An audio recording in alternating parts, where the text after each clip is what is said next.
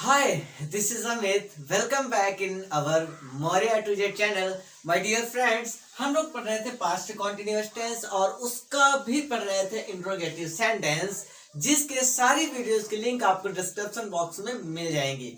तो my dear friends, आज इसका नियम नंबर 3 पढ़ने वाले हैं। नियम 3 क्या बोलता है कि हाउ मच, हाउ मेनी, विच और हुज के साथ उनसे संबंधित नाउन्स भी आते हैं।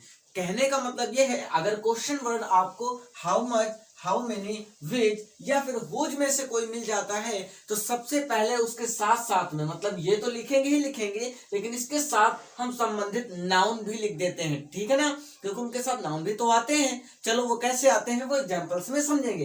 पहले इसी को हम इंग्लिश में समझ लेते हैं, है ना। रूल 3 क्या बोलता है? How much, how many, which and whose are accompanied by nouns related to them. मतलब नाउन के साथ में how much, how many, which and whose के साथ में नाउन जुड़ा हुआ रहता है, नाउन साथ में रहता है। कैसे? चलो देखो ना, यहां पर लिखा हुआ जैसे उस समय तुम कौन सा अखबार पढ़ रहे थे। कौन सा अखबार है कि नहीं, दोनों जुड़े हुए हैं। कौन सा वो आपका प्रश्नसूचक शब्द है और अखबार आपका क्या है? नाउन है। समझ में आया ना। तो इसको बनाने का तरीका क्या है, बनाते कैसे वो सीखते हैं। देखिए यहाँ पर स्ट्रक्चर लिखा हुआ है बनाने का तरीका। तो सबसे पहले आप how many, how much, which, whose में से जो भी प्रश्न पूछा होगा वो इसमें से आप फर्स्टली लिख देंगे। फर्स्ट में आप वो लिखेंगे, देन वो जो नाउन उसके साथ में है वो भी लिख देंगे। इसके बाद आप वॉज या फिर वर्ब का यूज करेंगे, देन आप सब्जेक्ट लिखेंगे। फिर इसके बाद आपको वर्ब के एनजी फॉर्म लिखनी है, देन ऑब्जेक्ट लिख देना है। बस सेंटेंस खलास हुआ। और इससे भी बड़ी अगर चीजें मिल जाती, मीन्स ऑब्जेक्ट के अलावा भी इसके अदर में भी कोई चीज मिल जाती है तो उसे सबसे पीछे जाके लिख देना, कोई इशू नहीं, क्योंकि बड़े से बड़े सेंटेंस का राज यही है। ठीक है ना। ग्रामेटली तरीका आप गलत मत करो। जो रूल्स बोलता है अकॉर्डिंग टू रूल्स आप पहले सॉल्व कर लो। इसके अलावा जो भी वर्ड्स मिलते हैं वो आप लगाते चले जाओ, कोई रॉन्ग नहीं होता है। समझ में आया ना, है कि नहीं। तो चलो फिर सॉल्व करके देखते हैं। सो माय डियर, चलिए फिर एग्जाम्पल को सॉल्व कर लेते हैं कि उस समय तुम कौन सा अखबार पढ़ रहे थे। उस समय तुम कौन सा अखबार पढ़ रहे थे, तो कौन सा के साथ में क्या आया हुआ है? अखबार आया हुआ है। तो कौन सा, तो ये तो क्वेश्चन वर्ड हो गया। इसके बाद अखबार क्या हो जाएगा? नाउन हो जाएगा। तो आप यहां पर क्या लिखेंगे?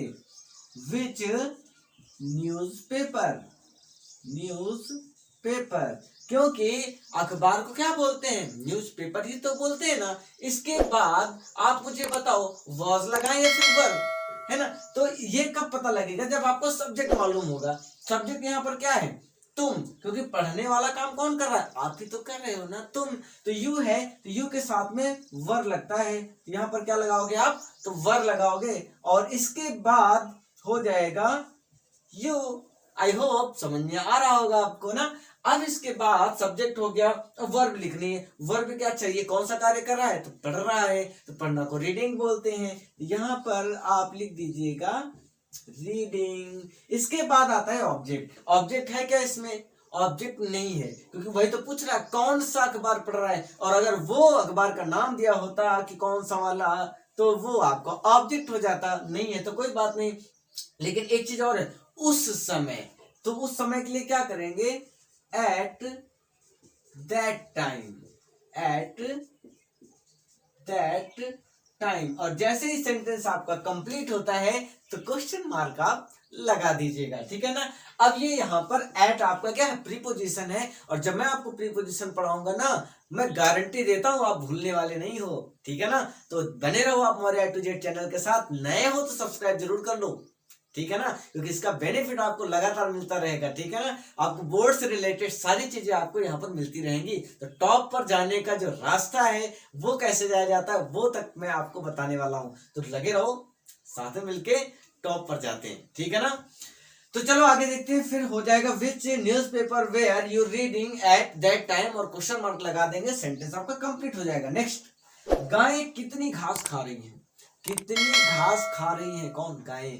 तो कितनी घास, घास को आप काउंट कर सकते हो, गिन सकते हो क्या? नहीं ना। तो गिनने वाले में आपका हाउ मेनी आता है। जब किसी चीज को गिन सकते हो तो कितना के लिए हाउ मेनी लिखते हैं, और जब किसी चीज को गिन नहीं सकते हो तो उसके लिए हाउ मच लिखते हैं। तो आप क्या लिखोगे?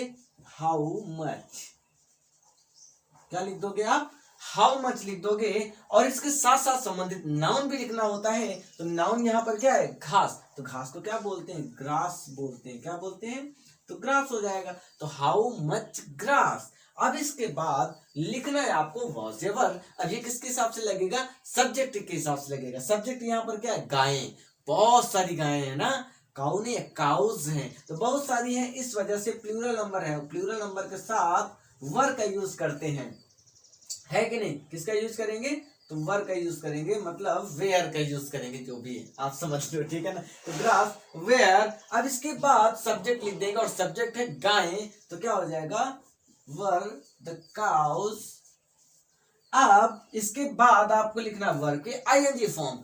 अब वर्ब क्या है, इसमें क्या कर रही, गायें खा रही हैं, तो ईटिंग लिख दें, तो ईटिंग कर सकते हो या फिर ग्रेजिंग भी कर सकते हो, क्योंकि ग्रेज मतलब होता है चरना, ठीक है ना। तो खा रही या फिर चर रही, बात वही है, ठीक है ना। तो ईटिंग लिख लो, ठीक है ना, क्योंकि आपको भी आसानी रहे, आप भी संतुष्ट रहो, है ना। ग्रेजिंग भी लिख सकते हो, उसका भी कोई बड़ा इश्यू नहीं है, ठीक है।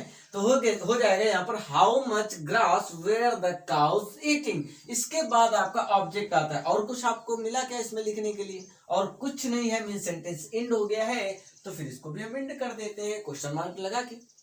कितना इजी था ना, हार्ड लगा क्या, बिल्कुल 1% भी हार्ड नहीं है। और अगर लग रहा हो तो दोबारा से वीडियो को रिपीट करके सुन लेना, ठीक है ना, क्योंकि practice is the more power of more knowledge. जितना आप प्रैक्टिस करते हो उतनी नॉलेज आपको होती है।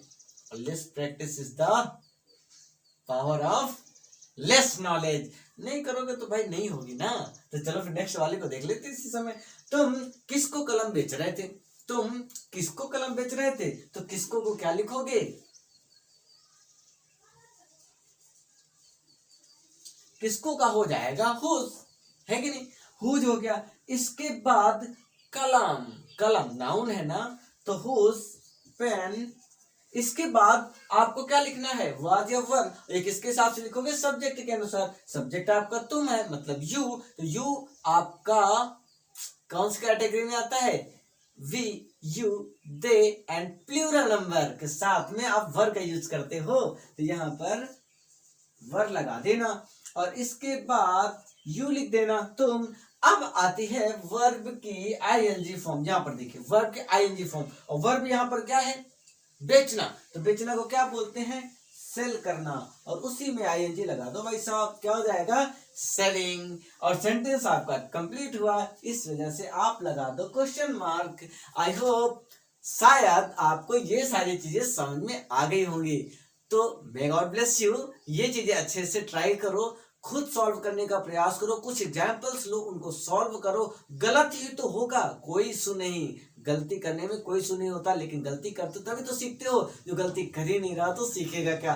तो मुझे जो है कोई भी ट्रांसलेशन करके, जितने भी पर्सन हो, जितने भी लोग इस वीडियो को देख रहे हो, ट्रांसलेशन जरूर करो। ट्रांसलेशन करके कमेंट बॉक्स में जरूर डालना कि आपने कौन सा ट्रांसलेशन किया है, तो मैं भी तो देखो जरा कि आपको कहां पर डाउट होता है और कहां नहीं समझ में आता है। तो चलो मिलते हैं नेक्स्ट वीडियो में, तब तक के लिए जय हिंद।